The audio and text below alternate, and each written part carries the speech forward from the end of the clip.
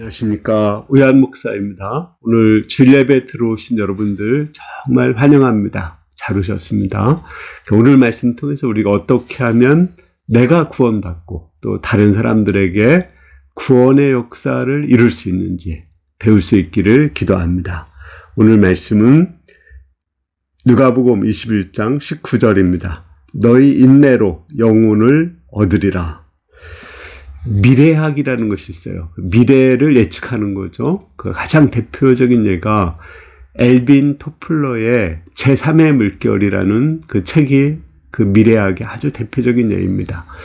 그 제3의 물결에서 엘빈 토플러는 정보화 사회를 예측했고 그 정보화 사회를 준비한 그 나라들은 그 살아남았고 정보화 사회를 준비하지 않은 나라들은 결국은 낙후되게 되었습니다. 그런데 우리에게도 그 미래에 대해서 정확하게 알 수 있는 것이 있어요. 뭘까요? 다 죽는다는 거죠. 네, 성경에는 죽음 이후에 예수님의 재림이 있고 부활이 있고 심판이 있고 또 말세가 있다는 것을 얘기하고 있습니다. 우리가 이 그 미래를 준비한다면 이것은 성공하고 실패하는 그런 문제가 아니라 구원을 얻느냐 심판을 받느냐는 아주 중요한 문제입니다.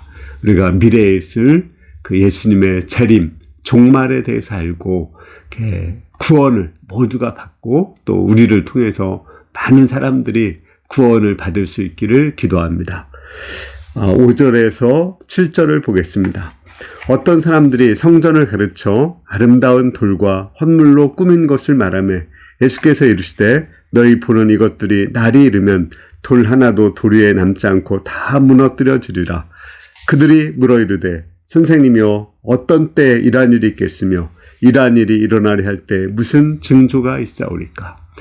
그 당시에 이스라엘에는 헤롯 성전이 있었어요. 원래 이스라엘의 맨 처음에 성전을 지은 사람은 솔로몬 성전이죠. 그러나 그것은 바벨론의 침략에 의해서 무너져 내렸습니다. 솔로몬 성전이 무너져 내리면서 이스라엘은 망했죠. 그 다음에 이스라엘 사람들이 바벨론 포로에서 돌아와서 스룹바벨 성전을 지었습니다. 그게 제2의 성전이거든요. 근데 그 제2의 성전을 헤롯 대왕이 개축해가지고 46년 동안 그 당신도 짓고 있었는데 헤롯 성전 제3의 성전을 지었습니다. 이 제3의 성전은 대리석 기둥이 있었고 지붕을 금칠로 해서 햇빛이 비치면 아주 휘황찬란했다고 합니다. 사람들은 그 화려한 그 외모를 보면서 그 헤롯 성전에 하나님이 계실 거라고 생각했습니다.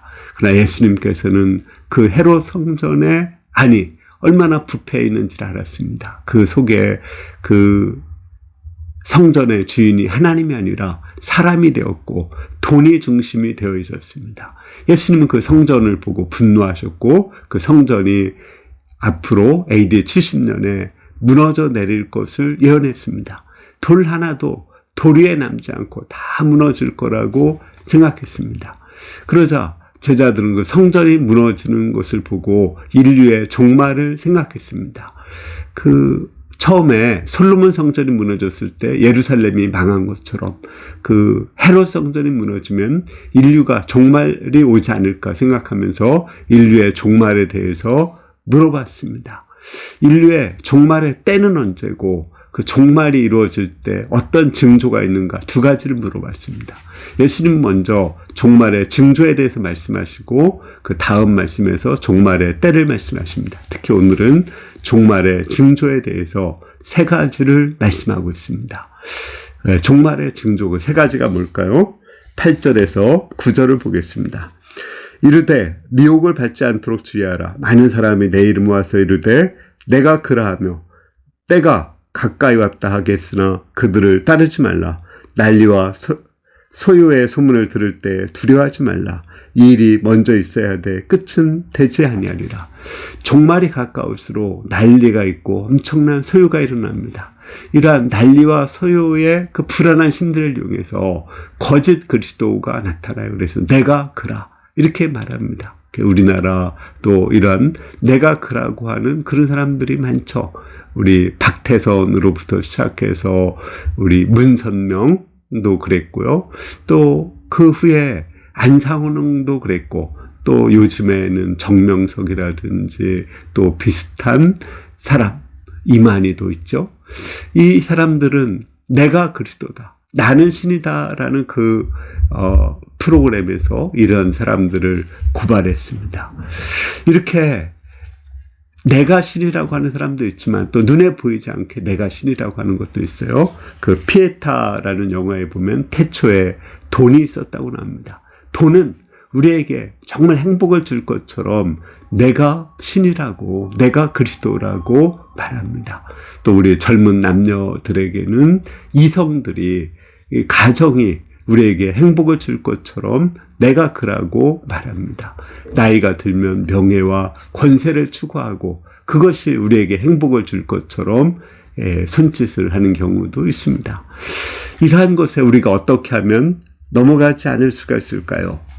이것에 넘어가지 않기 위해서는 예수님이 그리스도고 예수님 안에서 하나님 나라가 있고 영생이 있다는 것을 확신하면 됩니다.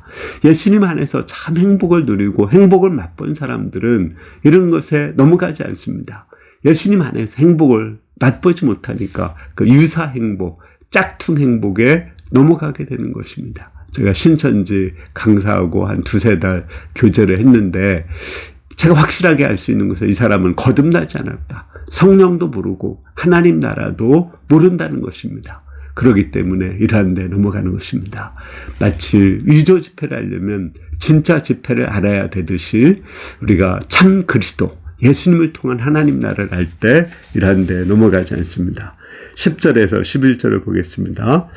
또 이르시되 민족이 민족을, 나라가 나라를 대적하여 일어나겠고 곳곳에 큰 지진과 기근과 전염병이겠고 또 무서운 일과 하늘로부터 큰 징조들이 있으리라. 말세의 징조로 두 번째는 우선은 전쟁이 일어납니다. 큰 전쟁들. 1, 2차 세계대전이 일어났죠. 또 요즘에는 러시아와 우크라이나 전쟁이 지금 1년 넘게 일어나고 세계의 영향을 주고 있습니다. 우리나라도 전쟁이 일어나지 않는다는 보장이 없습니다. 또 지진이 일어납니다.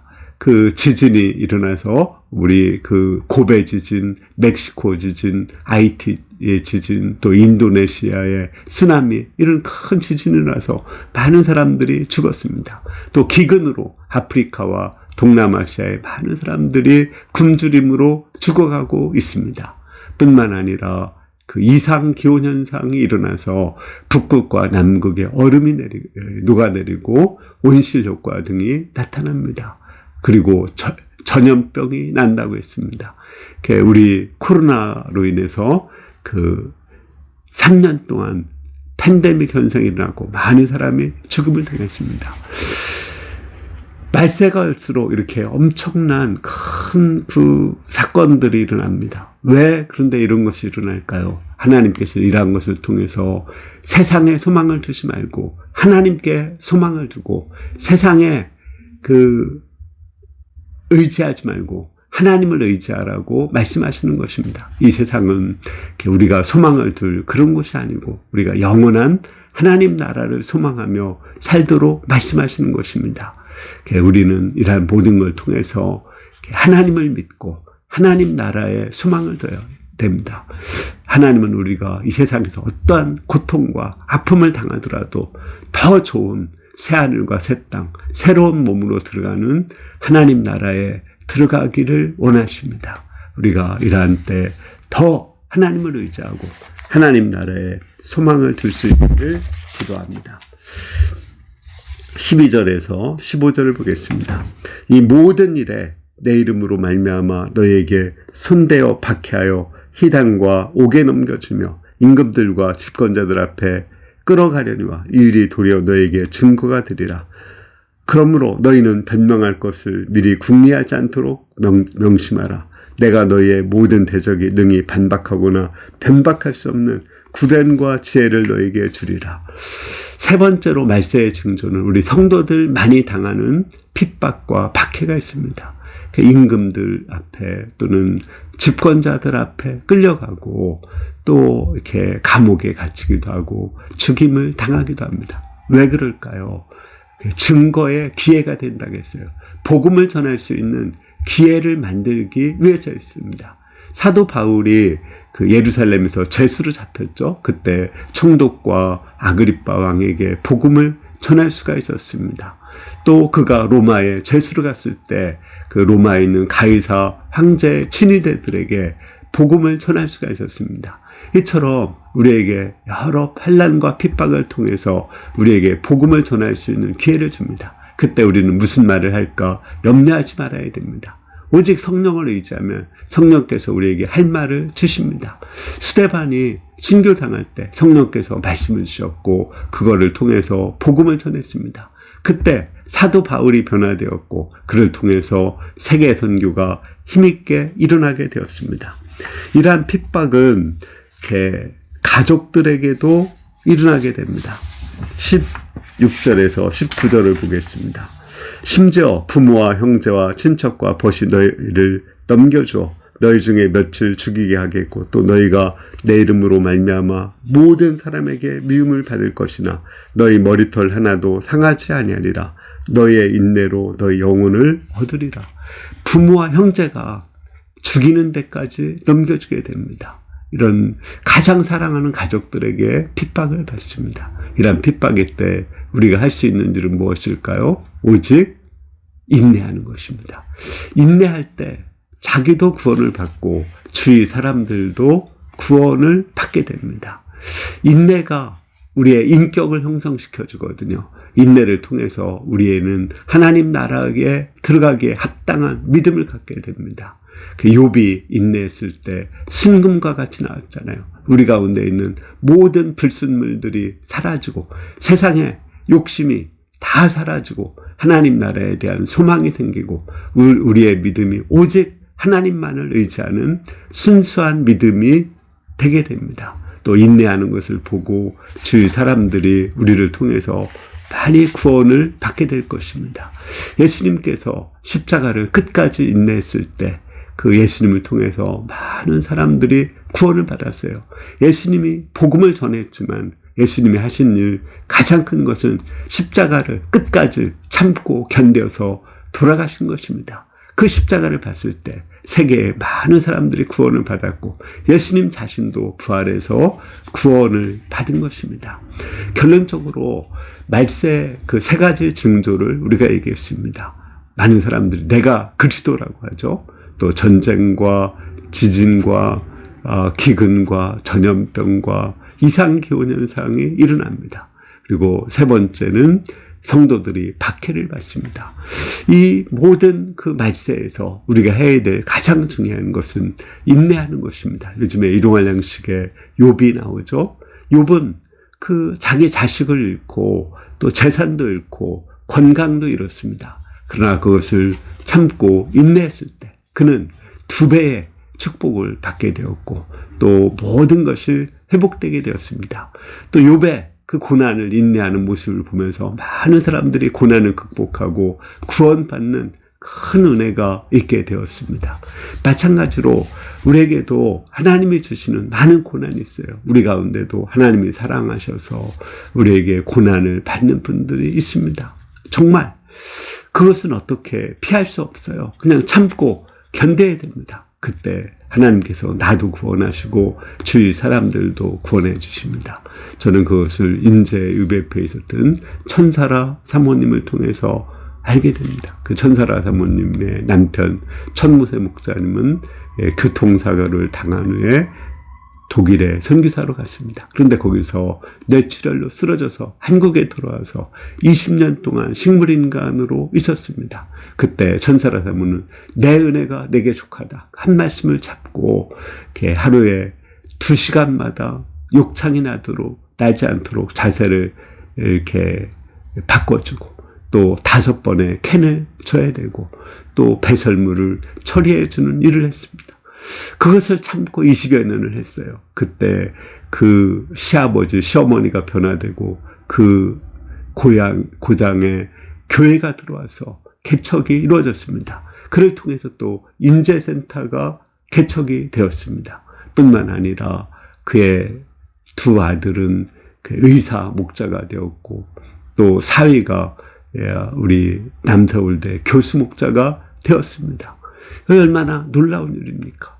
한 사람이 참고 견뎠을 때 하나님은 놀랍게 역사했습니다. 물론 지금 천무세 목사님은 하나님 나라에 가셨지만 우리 천사라 사부 통해서 놀라운 구원 역사가 일어나고 또 그를 보면서 많은 사람들이 은혜를 받고 인내하고 참는 힘을 얻고 있습니다.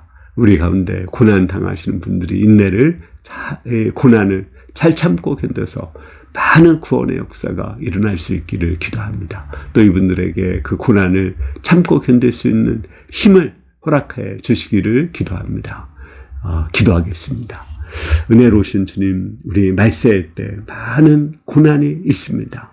사회적인 고난, 개인적인 고난이 있고 또 박해가 있습니다.